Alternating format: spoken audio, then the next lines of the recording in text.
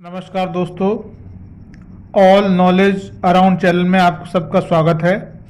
आज हम लोग क्लास 9th का पहला सैम्पल पेपर लेके आए हैं। किस तरीके से हमारा जो फाइनल एग्ज़ाम रहने वाला है क्लास 9th का साइंस का, उसका पूरा सैम्पल पेपर हम लोग यहाँ करेंगे। और हम लगातार लगभग 10 सैम्पल पेपर आपको यहाँ कराएंगे, जिससे आपके फाइनल एग्ज़ाम का रिजल्ट जो है बहुत अच्छा रहे। चलिए स्टार्ट करते हैं। पहला क्वेश्चन है, name the anion and cation that constitute the molecules of magnesium oxide. तो यहाँ हमें पता है मैग्नीशियम ऑक्साइड जो है उसका फॉर्मूला होता है MgO, ठीक है।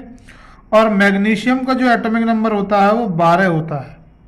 और अगर इसका इलेक्ट्रॉनिक कॉन्फ़िगरेशन हम लोग करेंगे तो ये आएगा 2,8,2। इसका मतलब ये हुआ कि ये 2 इलेक्ट्रॉन क्या कर देगा, ये 2 इलेक्ट्रॉन लूज कर देगा। और जो लूज करता है उस पर चार्ज आता है पॉजिटिव, और पॉजिटिव चार्ज को ही हम लोग बोलते हैं कैटायन।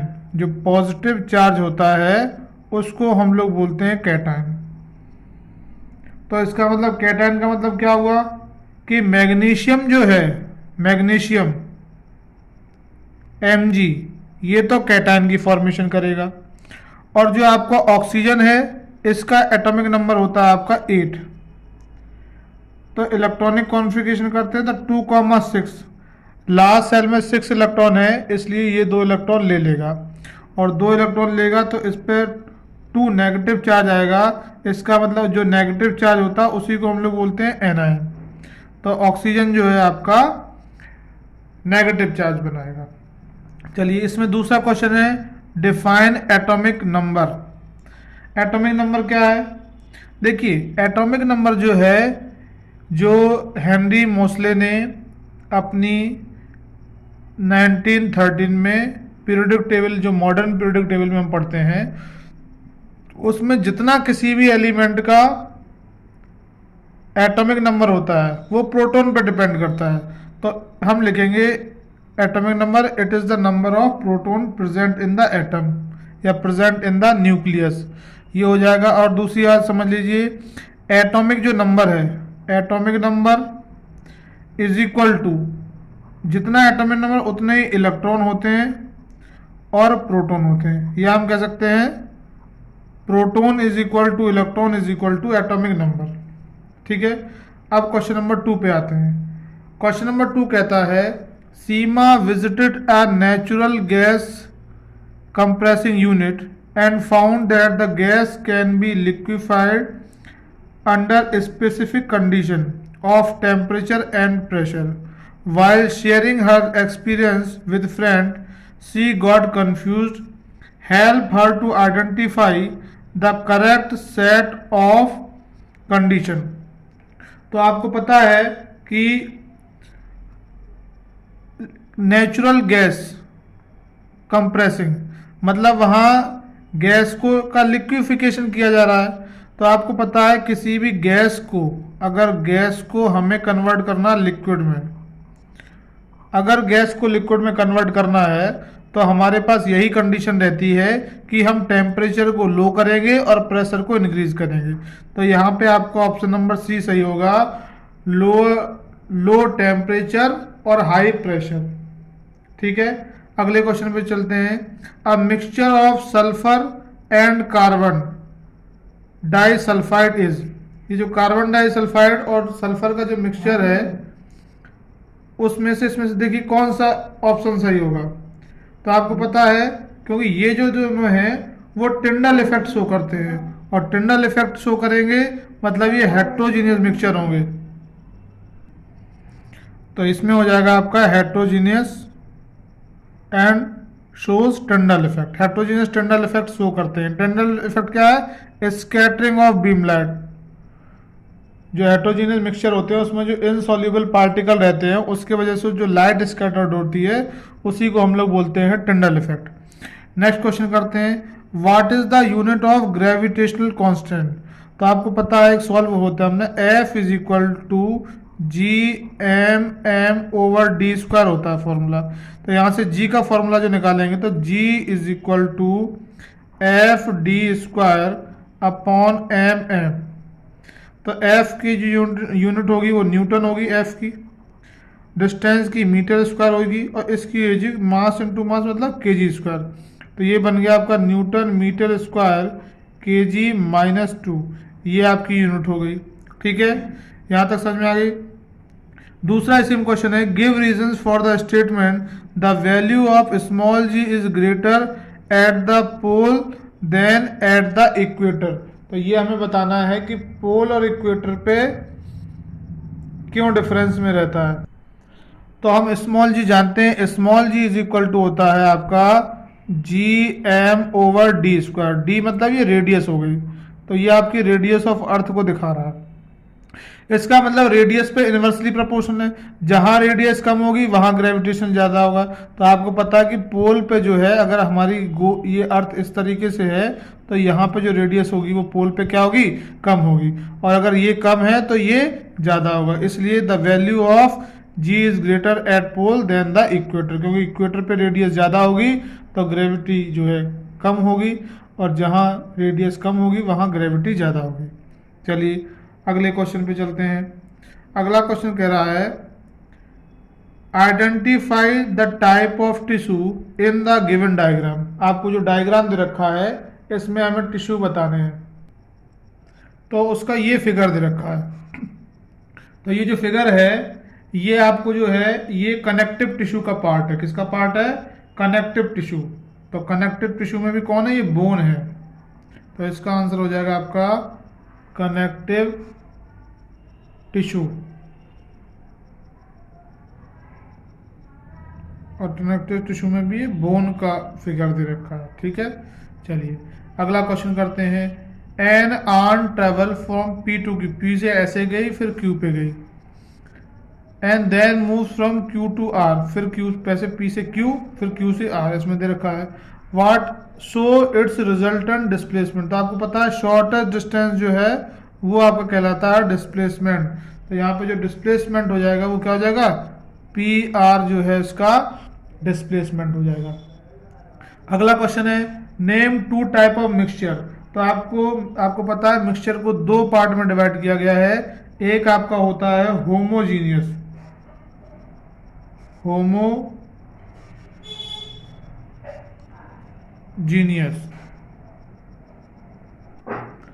और दूसरा आपका होता है हेट्रोजीनियस।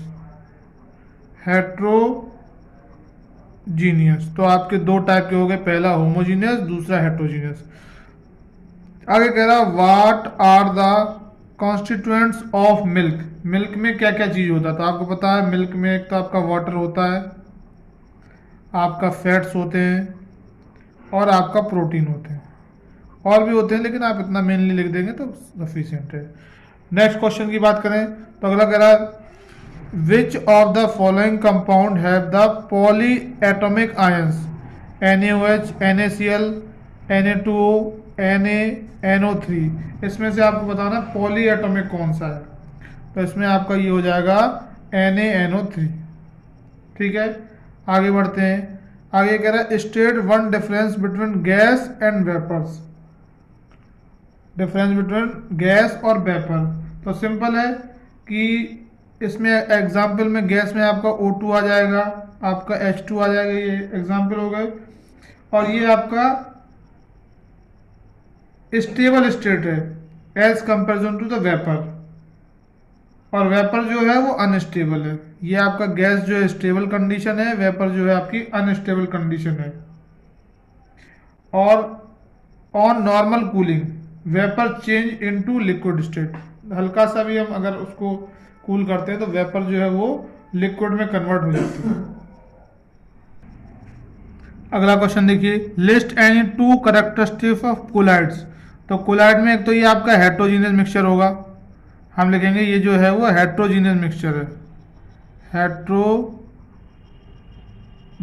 मिक्सचर। और दूसरा आपका ये जो है वो टिंडल इफेक्ट शो करेगा, टिंडल इफेक्ट।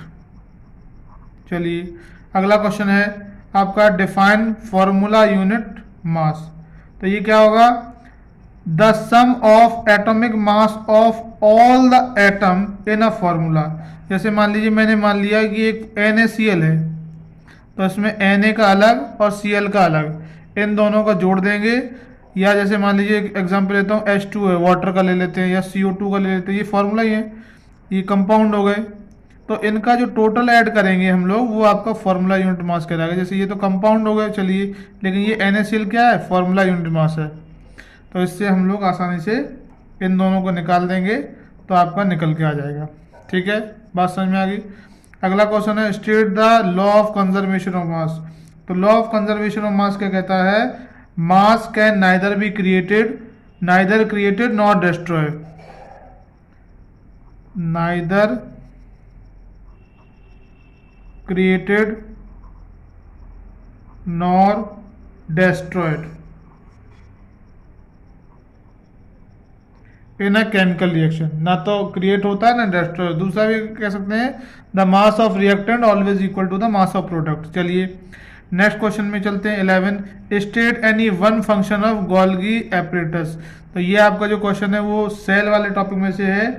तो गोल्गी बॉडीज स्टोर एक तो प्रोटीन और एंजाइम्स को स्टोर करती है, और it help in the modification and packaging of product. तो दो हो गए आपका, एक तो स्टोर प्रोटीन और एंजाइम्स, और दूसरा हो गया help in modification and packaging of products. Question number 12 में आते हैं। ये कह रहा है, cell arises from pre existing cell was state by. किसके द्वारा ये स्टेटमेंट कहा गया कि प्री एग्जिस्टिंग सेल से जो है वो सेल अराइज होती हैं। तो इसमें क्वेश्चन नंबर जो आपका 12 है, इसका आंसर आपका हो जाएगा बी, वर्च्यू ने कहा था ये। ठीक है, अगला question number 13, a person meet with an accident in which 2 long bones of hand were dislocated, which among the following may be possible reason. क्या क्या पॉसिबल रीजन हो सकते हैं। तो यहाँ पे आपसे कहा है कि टेंडन ब्रेक हो गया, तो break of skeletal muscles break हो गई। तो अगर दो बोन से इधर उधर डिसलोकेटेड हो जाती है तो उसका मेन काम क्या है, लिगामेंट का ब्रेक हो जाना, क्योंकि बोन टू बोन जो कनेक्शन है वो लिगामेंट ही करते हैं, लिगामेंट उसको कनेक्ट करने का काम करते हैं। आगे क्वेश्चन नंबर 14 देखिए। ये 14 जो कह रहा है, ये कह रहा है आपसे टू सॉल्व, पूरा क्वेश्चन देखते हैं ढंग से। To solve the food problem of the country which among the following is necessary. क्या हमारे लिए नेसेसरी होगा, इंक्रीज पॉपुलेशन, प्रोडक्शन बढ़ाएं और स्टोरेज ऑफ फूड ग्रेन्स करें। सही बात है। Easy access of people to the food grains, आसानी से, ठीक है ये भी। People should have money to purchase grain, सही। तो इसका आंसर जो हो जाएगा ऑल ऑफ द एबव हो जाएगा। अब आपके स्टेटमेंट और रीजन वाले क्वेश्चन है, अगर बोथ ए और आर सही है और आर करेक्ट एक्सप्लेनेशन है तो ए सही होगा। Both A and R are true but R is not correct explanation, तो ये सही होगा। A is true but R is false, तो ये वाला सी होगा। A is false but R true, तो ये सही होगा। चलिए अब हम क्वेश्चन देखते हैं इसके कैसे हैं। चलिए क्वेश्चन पढ़िए। असर्शन दे रखा है, atom is electrically neutral. Atom जो है वो इलेक्ट्रिकली न्यूट्रल होते हैं। Equal number of proton and electron are present in the atom. बहुत सही बात है, ये आपका जे थॉमसन ने कहा था कि प्रोटॉन जो है वो पॉजिटिव चार्ज और इलेक्ट्रॉन मतलब नेगेटिव चार्ज, और पॉजिटिव चार्ज और नेगेटिव चार्ज आपस में इक्वल होते हैं, और आपस में इक्वल होने की वजह से क्या होगा, न्यूट्रल हो जाएगा। तो ये इसमें ये दोनों सही भी है और ये एक्चुअल में इसका सही एक्सप्लेनेशन है, तो इसका आंसर हो जाएगा आपका ए। दूसरा देखिए, husk of coconut is made of sclerenchymatous tissue.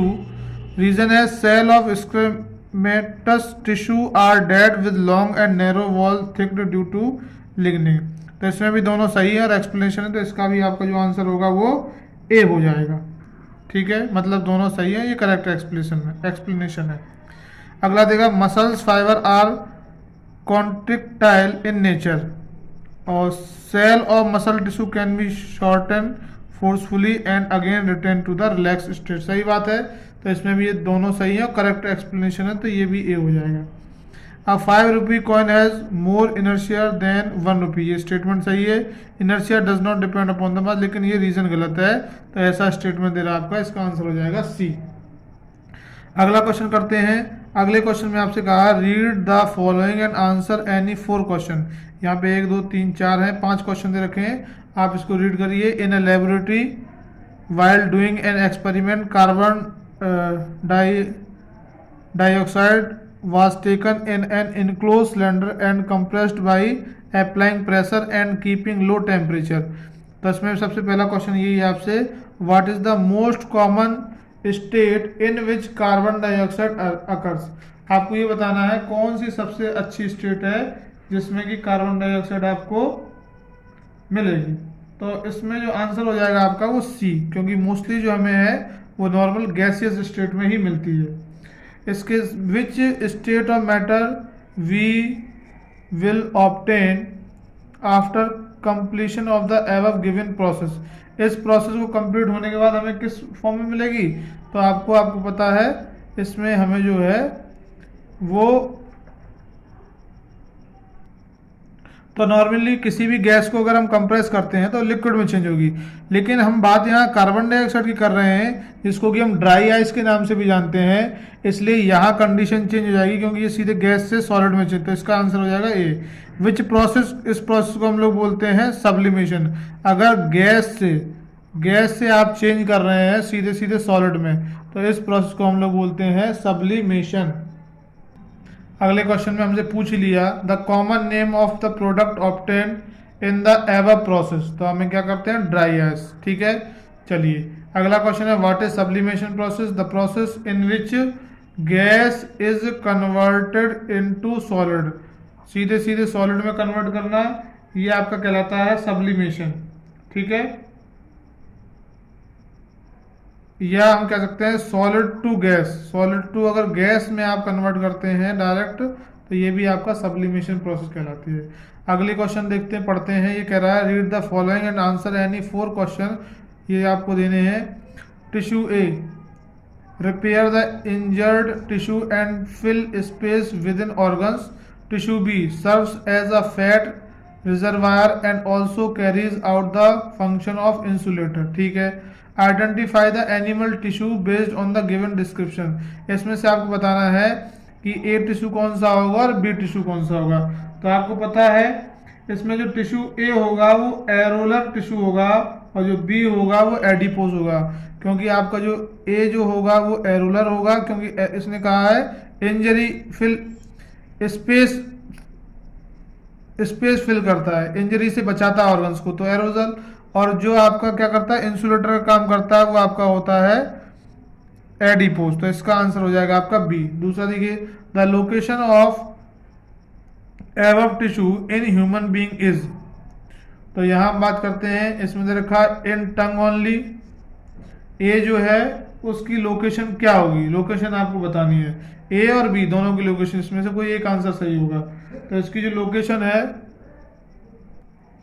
तो इसका आपका जो सही आंसर हो जाएगा वो डी हो जाएगा, क्योंकि between the skin and muscles around blood vessels and nerves and in bone marrow, यहां आपका ये पाया जाता है। ए मतलब आपका ये वाला एरोलर, और जबकि below the skin and between the internal organs ये पाया जाता है आपका एडिपोज। तो इसका जो सही ऑप्शन होगा वो डी होगा।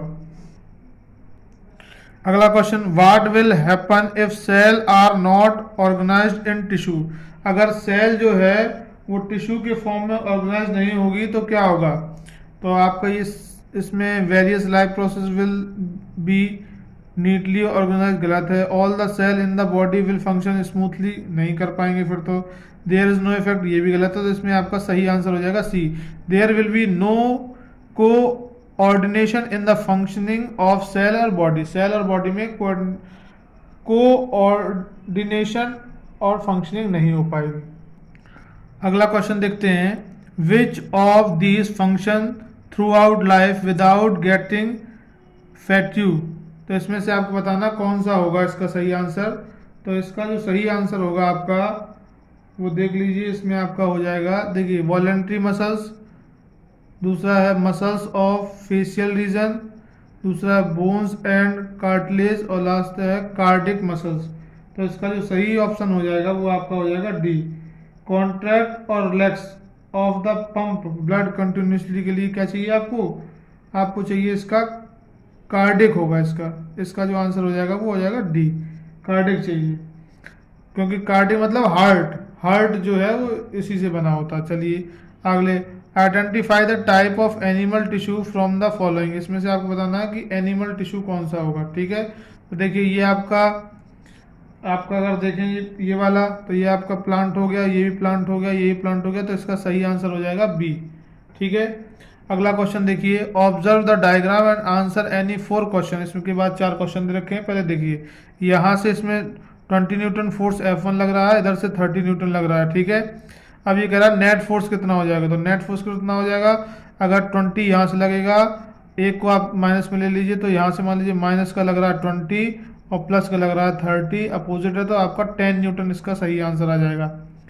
अगला क्वेश्चन देखिए, ये कह रहा है state the direction of the net force acting on the object. आपको नेट फोर्स की डायरेक्शन बतानी है, तो डायरेक्शन जो आपकी ये डायरेक्शन हो जाएगी इस तरीके से, इधर की ओर जो है नेट फोर्स वर्क करना स्टार्ट करेगा। ठीक है, डायरेक्शन ये इधर मतलब F2 जो है इसकी डायरेक्शन हो जाएगी। अगला क्वेश्चन है आपका, if the body still does not move under the application of these forces what can be possible reason. अगर पॉसिबल रीजन आपको बताना है कि इसमें क्या पॉसिबल रीजन होगा कि ये इस कंडीशन में जो ऑब्जेक्ट है वो क्या करे, नॉट मूव नहीं करे। तो इसके लिए हम इसके ऑप्शंस पढ़ते हैं। तो इसमें लिख रहा है force are acting parallel to each other, गलत। Force are acting perpendicular to, गलत। ऑल फोर्सेज आर बैलेंस, तो बैलेंस फोर्स आपको पता है 2 तरीके के फोर्स होते हैं, बैलेंस फोर्स और अनबैलेंस फोर्स। बैलेंस फोर्स अगर है तभी आपका कोई ऑब्जेक्ट है नॉट मूव करेगा, अदरवाइज उसमें मोशन होगा ही होगा। अगला क्वेश्चन कह रहा है, identify the name of extra force. जब भी हम किसी फोर्स लगाते हैं तो यहाँ नीचे एक फोर्स लगता है, इसको बोलते हैं फ्रिक्शन फोर्स, तो ये आ जाएगा इसका फोर्स ऑफ फ्रिक्शन। अगला कह रहा है, why no force is required to move an object with a constant velocity. किसी भी कांस्टेंट वेलोसिटी से अगर मूव कर रहा है, इसका मतलब इसमें एक्सेलरेशन 0 हो जाएगा, और एक्सेलरेशन अगर 0 हो गया तो उसमें कोई भी एक्स्ट्रा फोर्स, अगर कोई 40 किलोमीटर पर आवर की स्पीड से चल रही है, उसको 50 करना है या कम करना है, तो आपको क्या करना पड़ेगा, उसको चेंज करना पड़ेगा। चेंज करते ही उसका एक्सेलरेशन क्या हो जाएगा, या तो बढ़ेगा या घटेगा। अगर आप एक्सेलरेशन 0 रखेंगे तो कोई भी ऑब्जेक्ट जो है वो कांस्टेंट वेलोसिटी से मूव करती रहेगी। ये आपके सारे जो क्वेश्चन थे 1 मार्क्स क्वेश्चन थे। अब हम आते हैं सेक्शन बी पे। तो बी पे आपको दे रखा है सबसे पहला क्वेश्चन, अगर हम बात करें, चलिए अगला करते हैं, enumerate the advantage of mixed farming. Mixed farming का मतलब ये होता है, जैसे मान लीजिए आपका खेत है, इसमें आप अलग अलग टाइप की फार्मिंग कर लें, मतलब वीट की भी कर लें, उस जिस सीजन में, जैसे आप रबी क्रॉप कर रहे हैं तो उस रबी क्रॉप में एक साथ एक ही खेत में कई सारी टाइप की फार्मिंग करना ही आपका मिक्स्ड क्रॉपिंग कहलाता है। तो एडवांटेज क्या क्या उसके हो सकते हैं, एक तो रिस्क नहीं रहता, मान लीजिए कोई बीमारी होगी तो एक ही टाइप की फसल में होगी, दूसरी बच जाएगी। दूसरा क्या होगा, सॉइल फर्टिलिटी वीक नहीं होती। तीसरी अगर हम बात करें तो सारे मेंबर को काम मिलता रहेगा, और हमारा जो मान लीजिए किसी पे कम खेत है तो एक ही खेत में वो कई वैरायटी की फसल उगा के अपने जो भी उसके रिक्वायरमेंट है वो पूरा कर सकता है। दूसरा question, name one Italian B variety. एक वैरायटी बी की वैरायटी बतानी, तो उसका नाम आपका है एपिक मेलिफेरा। ये आपकी एपिक मेलिफेरा जो बी की प्रजाति है, इटालियन है। इसमें क्या है, कोई 2 रीज़न बताइए हनी प्रोडक्शन के क्यों करते हैं। तो एक तो ये क्या होता है, इसमें हाई हनी कलेक्टिव कैपेसिटी होती है और स्टिंगलेस होती है, और लंबे समय तक उसी में अपने हीट में रह सकती है। और दूसरा आपसे कहा है, state 1 factor which affect the quality of honey produce. तो इसमें क्या होगा, वैरायटी ऑफ बीज हो सकता है, इसमें वैरायटी ऑफ बीज कर दीजिए। ठीक है, चलिए अगले क्वेश्चन के चलते हैं। The velocity time graph of an object is shown in the, ये वेलोसिटी और ये टाइम आपको दिखा रहा है। State the kind of motion that the object has from A to B and B to C. A to B और B to C गया है, तो आपको बताना है किस टाइप का क्या है, state the kind of motion, motion का काइंड आपको बताना है, ठीक है। तो इसमें आपका क्या होगा, ए से बी तक तो गया है यूनिफॉर्म मोशन में, और यहाँ कैसा गया है, नॉन यूनिफॉर्म। तो ये आपका हो गया ए टू बी, अगर बात करें तो यूनिफॉर्म, और ये हो गया नॉन यूनिफॉर्म। कैसे, इक्वल इंटरवल में इक्वल डिस्टेंस ट्रेवल कर रहा है, ये अनइक्वल डिस्टेंस ट्रेवल कर रहा है, तो यूनिफॉर्म और नॉन यूनिफॉर्म। चलिए आगे बात करते हैं। Identify the part of graph where the object has zero acceleration, give reasons for your answer. तो आपको उस पार्ट का बताना है। तो देखो ए बी जो है उसमें जीरो एक्सेलरेशन होगा क्योंकि वेलोसिटी कांस्टेंट है, और ए बराबर होता क्या है, v minus u upon t. अगर वेलोसिटी कांस्टेंट है तो वी माइनस यू कोई चेंज नहीं हुआ तो जीरो आया, तो पूरा आपका एक्सेलरेशन जो है वो जीरो हो जाता है। ये आपको ये दे रखे हैं, इनका आपको फॉर्मूला बनाना है। फॉर्मूला बनाना बहुत सिंपल है। सबसे पहले लिखिए सी आर, इसमें 3 पॉजिटिव मतलब इसकी वैलेंसी 3, SO4 ऊपर 2 नेगेटिव मतलब इसकी वैलेंसी 2, क्रॉस मल्टीप्लाई हो जाएगा तो ये हो जाएगा Cr2 और SO4 का होल थ्राइस, ठीक है। चलिए नेक्स्ट बात करते हैं। तो ये देखो Pb की वैलेंसी 2, तो ये हो गया आपका Pb की वैलेंसी 2 और NO3 की वैलेंसी 1, क्रॉस मल्टीप्लाई करेंगे तो Pb NO3 का होल ट्वाइस। इस तरीके से आपका फॉर्मूला बन जाएगा। आगे यह क्वेश्चन कह रहा है डिफरेंशिएट बिटवीन एटम और मॉलिक्यूल्स। तो atom is the smallest particle of element और molecule is the smallest particle of compound. Compound की फॉर्मेशन कब होती है, जब 2 या 2 से ज़्यादा एलिमेंट बनते हैं, मतलब एलिमेंट को एलिमेंट से मिलाएंगे तो कंपाउंड बनता है। जैसे कार्बन और ऑक्सीजन, ये दोनों एलिमेंट और CO2 क्या बन गया, ये आपका बन गया कंपाउंड, ये आपका हो गया कंपाउंड, और ये दोनों क्या हैं आपके, ये आपके एलिमेंट हैं। तो एलिमेंट का स्मॉलेस्ट पार्टिकल क्या होगा, एलिमेंट का स्मॉलेस्ट पार्टिकल होगा आपका एटम, और कंपाउंड का स्मॉलेस्ट पार्टिकल होगा आपका मॉलिक्यूल्स। चलिए आगे बात करते हैं। मोलर मास और फॉर्मूला यूनिट मास। जैसे मैंने कहा H2O, तो ये कंपाउंड है, और कंपाउंड का अगर मास निकालेंगे तो मोलर मास कहलाएगा। जैसे NaCl ये फॉर्मूला है, इसका मास निकालेंगे तो आपका फॉर्मूला यूनिट मास कहेगा, ठीक है। किसी फॉर्मूले के, जैसे मैं H2SO4 ये भी एक फॉर्मूला है, इसमें H2 का अलग SO4 का अलग निकालूंगा तो ये आपका बन जाएगा फॉर्मूला यूनिट मास। जैसे यहाँ पे CO2 बनाता हूँ तो ये 2 एलिमेंट से बना कंपाउंड, तो ये आपका हो जाएगा मोलर मास। चलिए नेक्स्ट क्वेश्चन करते हैं। अगला क्वेश्चन है आपका what is cytoplasm, state its function. तो आपको जो पता है सेल है, ये प्लाज्मा मेम्ब्रेन और ये न्यूक्लियस है, इसके चारों तरफ जो ये फ्लूइड भरा होगा, इसी फ्लूइड को हम लोग बोलते हैं साइटोप्लाज्म। इस फ्लूइड को क्या बोलेंगे, इसके चारों तरफ जो फ्लूइड है वो आपका कहलाता है साइटोप्लाज्म कहलाता है, ठीक है। इसके बाद हम बात करते हैं इसका फंक्शन क्या है। तो इसके फंक्शन की अगर हम बात करें तो it store several whittle chemicals, chemical बहुत सारे स्टोर करता है, सेल ऑर्गेनल्स भी बहुत सारे इसी में होते हैं, and is the site of certain important metabolic pathway, और बहुत सारे मेटाबॉलिक का पाथवे यही होता है, ठीक है। अगला क्वेश्चन है आपका 25, ये कह रहा है it is possible that the train in which you are sitting appears to move while it is at rest, justify your answer। तो ये ऐसा पॉसिबल होता है, कई बार हम बगल वाली चलती हुई ट्रेन को देखते हैं और हमें लगता है हम चल रहे हैं, तो इसमें आंसर एक तो आ जाएगा यस, और रीजन क्या आ जाएगा, बिकॉज ऑफ रिलेटिव मोशन, उसको बोलते हैं रिलेटिव मोशन, रिलेटिव मोशन या रिलेटिव वेलोसिटी, तो इसकी वजह से ऐसा पॉसिबल हो जाता है, ठीक है। आगे देखिए can the train appear to be at rest while moving. तो ये कह रहा है can the train appear to be rest while moving, चलते समय रेस्ट में होगी, जस्टिफाई योर आंसर। तो yes, this is because of inertia, we are in state of motion when compare to the train, so we feel that the train is at rest when actually it is motion. मतलब train तो motion में होगी लेकिन हम तो उसमें बैठे हुए, तो हमें लगेगा कि रेस्ट में, अगर हम देखें नहीं या नॉर्मल बैठे होकर फील करें तो हमें लगेगा रेस्ट में। चलिए अगला क्वेश्चन देखते हैं। When an object is immersed in the fluid, name the two force acting on it। तो देखिए जब भी जैसे मान लीजिए ये वेसल है, इसमें कोई ये तैर रहा है, तो तैरते में एक तो ऊपर से फोर्स लगेगा, एक नीचे से फोर्स लगता है। ऊपर से जो फोर्स लगता है उसको बोलते हैं ग्रेविटेशनल फोर्स,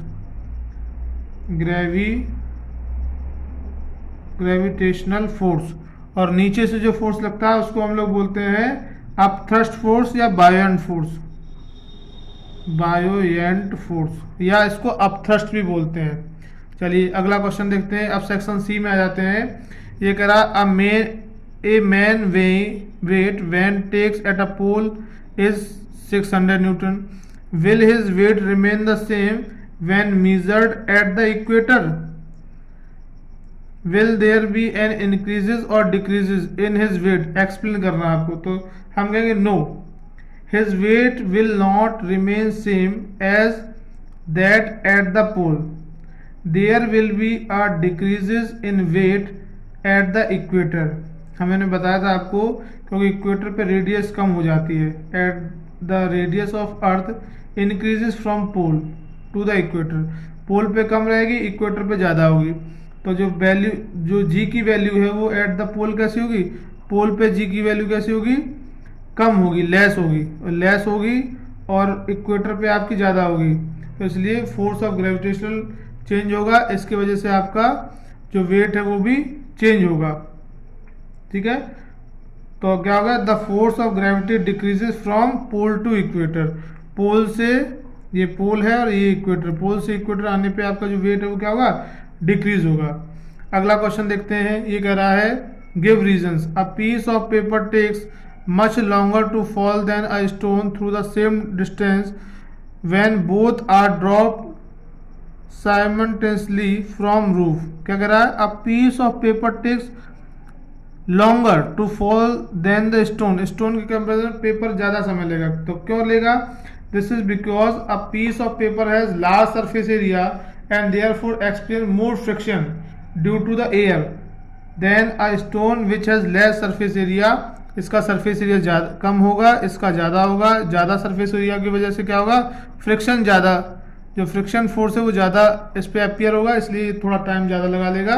स्टोन का सरफेस एरिया कम होगा तो टाइम कम लगाएगा और आसानी से जल्दी आ जाएगा। ठीक है, अगला देखिए, the mass is constant everywhere the weight keep changing. ऐसा क्यों होता है, क्यों, mass is constant as it is the amount of matter present in an object. Mass क्या होता है, जितना ऑब्जेक्ट में मैटर प्रेजेंट है उसी पर डिपेंड करता है मास। और जबकि जो वेट है वो आपका अदर फोर्सेज पे, वेट जो फोर्स है वो ग्रेविटी पे डिपेंड करता है। तो ग्रेविटी जो है वो क्या होती है, चेंज होती रहती है। पोल पे जैसे हमने कहा, पोल पे ग्रेविटी ज़्यादा होगी और इक्वेटर पे कम होगी, इस वजह से वेट जो है चेंज होता है, मास आपका चेंज नहीं होता है। अगला, the value of g keeps changing as we move away from the earth where value of capital G remain constant all over the universe. ऐसा क्यों, the value of g depend on the latitude of the place and the mass of earth while G is called the universal constant. वो तो universal constant कहते ही हैं, इसलिए इसकी ये जो है आपका ये कांस्टेंट होता है और जी जो है आपकी चेंज होती रहती है पोल्स और इक्वेटर के हिसाब से। ठीक है, क्योंकि डिपेंड करती है उन पर, ये किसी पर डिपेंड नहीं करता, ये यूनिवर्सल कांस्टेंट है।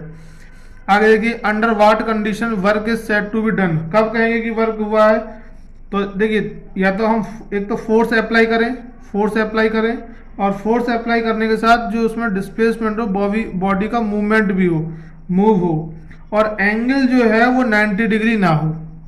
अगर फोर्स और डिस्प्लेसमेंट के बीच में जो एंगल है वो 90 डिग्री का होगा तो हम कहते हैं फोर्स नहीं, तो एंगल नहीं होना चाहिए और फोर्स लगना ही चाहिए। फोर्स लगने के साथ मूवमेंट होना ही चाहिए, फोर्स भी लगे, मूवमेंट भी हो और एंगल 90 ना हो तो हम कह सकते हैं वर्क डन हुआ है। एक क्वेश्चन देखते हैं, अ पोर्टर लिफ्ट अ लगेज, ये 15 kg इसका मास हो गया, ये उसकी हाइट हो गई, कैलकुलेट द वर्क डन। आपको पता है वर्क डन की यहाँ कोई कंडीशन है, क्यों, W बराबर F इंटू एस होता है। अब आप कहाँ से ढूंढोगे F और S, आपको पता है वर्क बराबर जो है वो क्या होता है, एनर्जी होता है। तो एनर्जी जब भी हाइट पे जाते हैं तो पोटेंशियल एनर्जी लग जाएगा, तो ये आपका, या आप देखिए F बराबर mg और S बराबर h, तो ये हो जाएगा W बराबर mgh।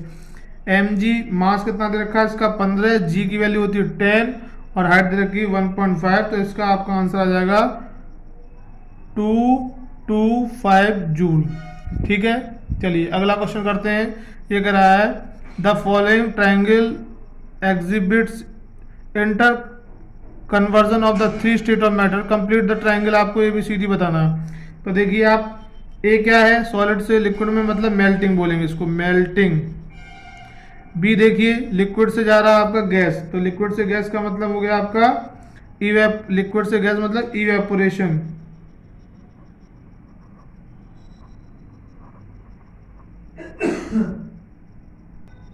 हाँ, और ये सी क्या कह रहा है, गैस से जा रहा है आपका लिक्विड, और गैस से अगर लिक्विड में जाता है तो आपका कहलाता है कंडेंसेशन। तो ये आपका सी जो है वो हो जाएगा क्या, कंडेंसेशन।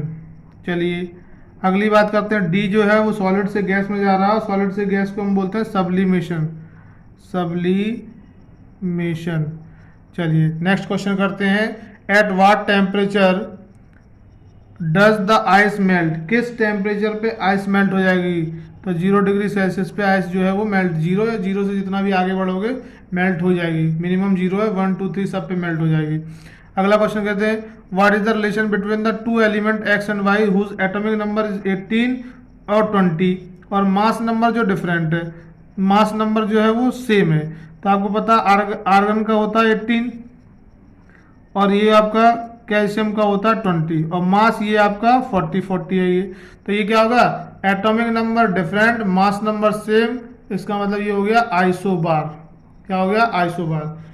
ठीक है, और आइसोटोप्स में क्या होता है, एटॉमिक नंबर सेम और मास नंबर होता है आपका डिफरेंट। चलिए ये आपको बात समझ में आ गई। ठीक है, इसमें आगे कह रहा which has more number of electron, Na या Na positive.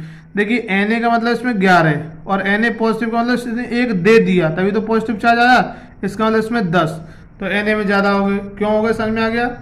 Name the isotopes use in the goitre के ट्रीटमेंट में किसका यूज होता है, मैंने आपको बता रखा है, इसमें होता है आयोडीन का, आयोडीन का यूज करते हैं ट्रीटमेंट ऑफ गोइटर में। और कैंसर में जो हम लोग यूज करते हैं वो कोबाल्ट, कोबाल्ट का जो आइसोटोप्स है वो कैंसर के ट्रीटमेंट में और गोइटर जो है वो आयोडीन में। चलिए अगला क्वेश्चन करते हैं, आगे दे रखा है 4 person jointly lifted 250 kg box has a height of 1 metre and hold, calculate the work done. आपको वर्क डन निकालना है, तो आपको पता है W इज इक्वल टू क्या होता है आपका F इंटू एस।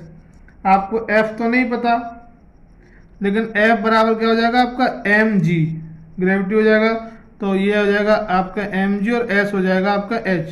तो mg कितना हो गया आपका, ये हो गया m मतलब 250, g मतलब 10 और हाइट मतलब 1, तो ये हो गया आपका 2500 न्यूटन। ठीक है,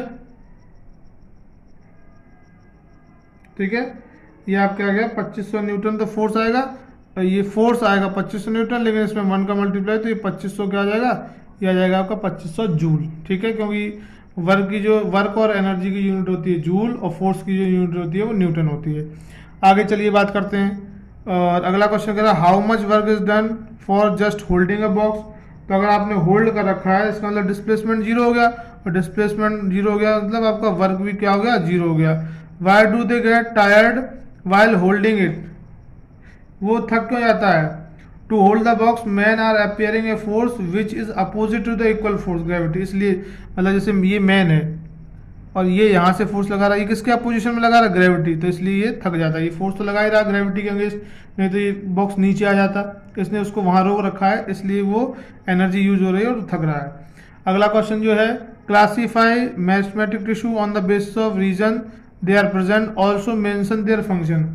इसको आपको बताना है कि कहाँ वो, तो आपका जो मैथमेटिक टिश्यू होते हैं वो उनका आपको एक तो बताना है लोकेशन बना द्वारा, classify mathematic tissue on the basis of reason they are present. तो एपिकल मैथमेटी होते हैं, इनका जो ये आपका प्लांट में पाए जाते हैं, और इनका जो आपका फंक्शन अगर है तो increase length of stem and roots, increase गिड्थ और आपका increase length of the internodes. ठीक है, ये प्लांट के इंटरनोड्स बढ़ाने में, उसकी लंबाई बढ़ाने में, उसकी मोटाई बढ़ाने में ये आपके काम आते हैं। ठीक है, अगला क्वेश्चन देखिए, ये कह रहा था graph below show two crop yield plot A and plot B has been treated by manure and chemical fertilization respectively keeping other environment factor same. बाकी सब में सेम है। तो आपको ये फिगर दे रखा है, इस फिगर में आपको देख के और इसमें जो आंसर पूछा उसको हमें आंसर, तो ये जो फिगर है इस फिगर के बेसिस पे क्वेश्चन पूछा, why does a plot B show sudden increase. Sudden B में क्या हुआ, फर्टिलाइजर यूज किया गया। फर्टिलाइजर क्या है जो हमारे इसमें प्लांट में चाहिए आपको NPK, ये आपका नाइट्रोजन, फॉस्फोरस, पोटेशियम, ये बहुत जल्दी फास्टली प्रोवाइड कर देता है, इसलिए इसमें जो है ये फसल तेज ग्रो करेगी। और जबकि जो मैन्यूर वाली जो है फसल, उसमें वो क्या कह रहा है, आपका डिक्रीज, और फिर धीरे धीरे क्या होगा, उसमें ये स्टार्टिंग में तो इंक्रीज कर देते हैं बहुत तेजी से, लेकिन बाद में उसके हार्मफुल इफेक्ट होते हैं, इसलिए वो डिक्रीज होगी। लेकिन ये जो ए वाला मैन्यूर वाला, ये स्लोली स्लोली इंक्रीज होगा, लेकिन अप और जाता रहता है, क्योंकि ये प्रॉपर न्यूट्रिएंट्स प्रोवाइड करता है, लेकिन स्लोली करता है। ठीक है, ये हो गया। Why is the highest peak in plot A gap slightly delayed, तो क्यों डिलेड क्यों होती है, क्योंकि वो स्लोली स्लोली प्रोवाइड करता है। जबकि हम बात करें नेम द टू प्लांट, तो एक तो आपका सनफ्लावर होता है जो ग्रीन मैन्यूर के में क्या होता है, name two plants that can be turn into green manure. तो ग्रीन मैन्यूर में एक तो आपका हो गया सन हेम्प होता है, सन हेम्प, और एक होता है आपका ग्वार। ये इसका आंसर हो जाएगा। चलिए आगे बढ़ते हैं। तो लगभग हम पूरा ये ख़त्म करने वाले हैं। 35, 36, 37 ये 3 क्वेश्चन और रह गए हैं। इसके बाद ये वाला जो हमारा प्रैक्टिस सेट है ये पूरा ख़त्म हो जाएगा। इसलिए और आप हमसे जुड़े रहें, अपने दोस्तों तक हमारी वीडियो को शेयर करें, उन्हें भी लाभ हो। साथ में आप हमारे चैनल को सब्सक्राइब करें, शेयर करें, और भी कुछ अगर जानकारी चाहते हैं तो कमेंट करें, हम उसका रिप्लाई जरूर देंगे। लेकिन मोस्टली आप कोशिश ये कीजिए, आप शेयर करिए इसको, और दोस्तों तक भी पहुँचे, उनको भी प्रॉफिट हो सके। चलिए अगला क्वेश्चन करते हैं। अगला क्वेश्चन की अगर हम बात करें तो ये एक क्वेश्चन और रह गया हमारा। 34 क्वेश्चन की बात करते हैं। What is the fundamental unit of life, तो आपको पता है इसका आंसर क्या हो जाएगा, सेल। हु डिस्कवर्ड, तो इसका हो जाएगा आंसर सेल। और डिस्कवर्ड किसने किया, तो ये आपका किया है रॉबर्ट हुक। ठीक है। How can they be observe under a microscope, some a big enough can be seen with a naked eyes like egg, उनको ऐसे दिखाई दिया। अब एनर्जी करेंसी की बात करें तो आपका क्या होता है, एटीपी।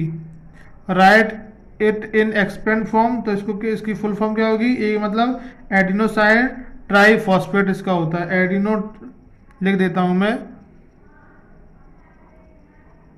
Adenosine triphosphate, triphosphate. ठीक है।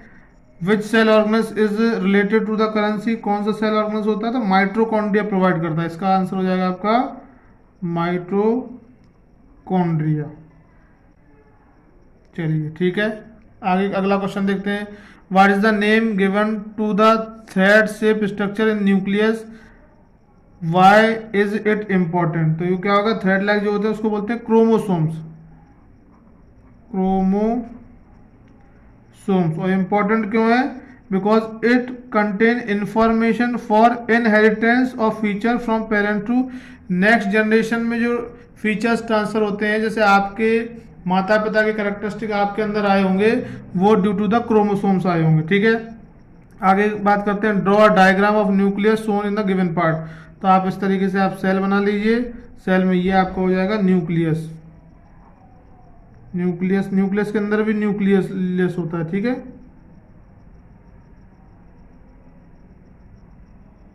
ठीक है। इसके बाद क्या पूछा उसने, न्यूक्लियर पोल, तो यहाँ पे आपका ये हो जाएंगे इसी में छोटे छोटे डॉट न्यूक्लियर में, तो न्यूक्लियर पोल दिखाई देना आप, पोल्स। और आपका न्यूक्लियर एनवेलप, ये जो बाहर है ये आपका हो जाएगा न्यूक्लियर एनवेलप। ठीक है। बाहर ये अंदर, और ये इस तरीके से आगे दे रखा है। Analyse the reason behind the following statement, epidermis is thicker in desert plant through it is usually single layered, क्यों ऐसा होता है, तो अगर हम बात करें इसकी तो ये होता है, in such habitat protective against water loss is essential, क्योंकि वाटर अगर वो लूज डेजर्ट वाले ज़्यादा कर देंगे तो वाटर की कमी हो जाएगी और प्लांट सूख जाएंगे, इसलिए ये थिकर होते हैं। ठीक है। दूसरा है presence of waxy layer secreted by epidermis on the outer surface of the plant, क्योंकि ये भी क्या करते हैं, क्लोजली पैक्ड रहते हैं inter cellular space and form a continuous layer. ये जो आपका है ये भी आपका प्रोटेक्ट अगेंस्ट, अगर हम बात करें ये भी आपका वैक्सीलियर भी क्या करता है, protect against water loss, mechanical injury से बचाता है, प्रोटेक्ट करता है वाटर लॉस से। दूसरा कह रहा है discuss the cell arrangement which support the fact that epidermis is protective tissue. तो क्यों? Cell is elongated, flatted, closely packed, no intercellular space and form a continuously layer. Continuously layer होगी और आपका इंटर स्पेस नहीं होगा, closely packed होंगे, तो वो क्या करेंगे? वो एज ए प्रोटेक्टिव टिश्यू ही वर्क करेंगे। ऐसा ही आपका एपिडर्मिस में होता है। ठीक है, अगला question number 36, write the chemical symbol of two element. तो इसमें आपको पूछा है कि जो दो element, write the chemical symbol of two element, किसी भी दो, यहाँ आप किसी का भी लिख दीजिए, आपको कार्बन का पता है, जैसे आपका कार्बन का है C, ऑक्सीजन का है O, इसी तरीके से आपका नाइट्रोजन का है N, ऐसे बहुत सारे लिख देते। Which are formed from the first letter of element name. तो आपका क्या हो जाएगा? First letter of element. तो जैसे आपका हो जाएगा, ये लिखी दी हमने एक ही लेटर से, whose name has been taken from, दो लेटर जिसमें वो लैटिन वर्ड से यूज हुआ, तो आप यूज करते हैं Na, Fe और K। इनका नाम लैटिन, मतलब इनको जैसे हम इसको के को पोटेशियम बोलते हैं, तो पी से नहीं है, के से इसका लैटिन है। ये आयरन होता है लेकिन Fe से लैटिन है। ये सोडियम होता तो एस से होना चाहिए लेकिन Na से। तो जो अपने जिनका जो नाम है वो उनका सिंबल उनके वर्ड का ना हो, उनका मतलब वो लैटिन के है। तो ये आपके हो गए। अगला है डिफाइन वैलेंसी। तो कंबाइनिंग कैपेसिटी होती है आपकी, अगर लास्ट सेल में 1, 2 और 3 इलेक्ट्रॉन है तो वो लूज कर देता है। वैलेंसी उसकी भी, अगर 1 लूज करेगा तो 1 वैलेंसी, 2 लूज करेगा तो 2, 3 वैलेंसी 3 और 4 हो तो 4 वैलेंसी। 5, 6 और 7 अगर लास्ट सेल में है तो 5 है तो 3 गेन करेगा तो वैलेंसी 3, 6 है तो 2 गेन करेगा तो वैलेंसी 2, 7 है तो 1 गेन करेगा वैलेंसी 1। अगर ऑक्टेट पूरा करने में लास्ट सेल में अगर 8 है तो कोई भी वैलेंस, अगर पहली सेल में 2 है तो कोई भी इलेक्ट्रॉन लूज और गेन नहीं करेगा तो वैलेंसी 0, और इस वाले केस में भी 0। ठीक है, आगे बात करते हैं। Classify the following cations on the basis of their valency. Valency के बेसिस पे आपको बताना है। तो आपको क्या होगा? 2 अगर होते हैं तो डाई एटॉमिक, या डाई हम कह सकते हैं डाई वैलेंट। ये डाईवैलेंट, ये डाईवैलेंट, इसमें 1 है तो ये आपका हो जाएगा मोनोवैलेंट, और 3 है तो ट्राईवैलेंट। सिंगल है तो मोनोवैलेंट, 2 है तो डाई, 3 है तो ट्राई, और उससे ज़्यादा होता है पॉली। ठीक है, चलिए, तो समझ में आ गया होगा आपको। लिख दूं, चलिए लिख देता हूं आपका डाई वैलेंट। ये भी 2 वाला भी डाई, ये आपका मोनो वैलेंट, और ये ट्राई वैलेंट। चलिए, what is mean by inertia की अगर बात करें तो inability of the body to change by itself its state of rest और state of uniform motion is called inertia. अगर टाइप्स ऑफ इनर्शिया की बात करें 3, inertia of rest, inertia of motion और इनर्शिया ऑफ डायरेक्शन। ठीक है, ठीक है। Give 2 example in each case. तो when a card is flipped with the finger the coin placed over it fall in the tube. जैसे अभी glass है ना, ग्लास, और ग्लास में से वो लगा के और ये यहाँ पे वो रख दिया कॉइन, एकदम इसको खींचेंगे तो ये नीचे गिर जाएगा। या बस स्टार्ट होती है हम आगे की ओर झुकते हैं, बस रुकती है हम पीछे की ओर झुकते हैं। ये सब इसी के एग्जाम्पल हो गए। अगला आपका, और state the Newton second law of motion. आपको न्यूटन का जो सेकंड लॉ ऑफ मोशन को बताना है, तो क्या कहता है? It state that the force acting on a body is directly proportional to the product of mass and acceleration, मतलब F is equal to ma, ये आपका शो करता है। फिर अगर ड्राइव द मैथमेटिकली फॉर्मूला उसका ड्राइव करना, तो समझ लीजिए F ये क्या होता है? Force is directly proportional to the change in momentum, तो mass into velocity into time.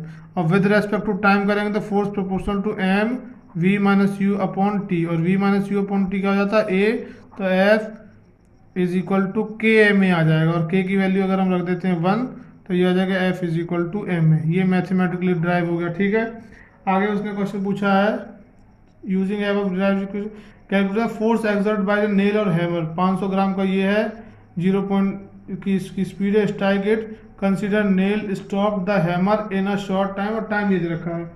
तो आप फॉर्मूला यूज करिए, वही आप यूज करिए, F is equal to m a. Formula क्या होता है आपका? F is equal to m a. तो मास तो दे रखा है आपको 500 ग्राम, तो ये 500 ग्राम इसका क्या हो जाएगा? मास। और इसको किलोग्राम में चेंज करेंगे तो 500 अपॉन 1000, तो 1/2 मतलब 0.2, तो ये हो गया मास। और एक्सीलरेशन कैसे निकलेगा? v minus u upon T.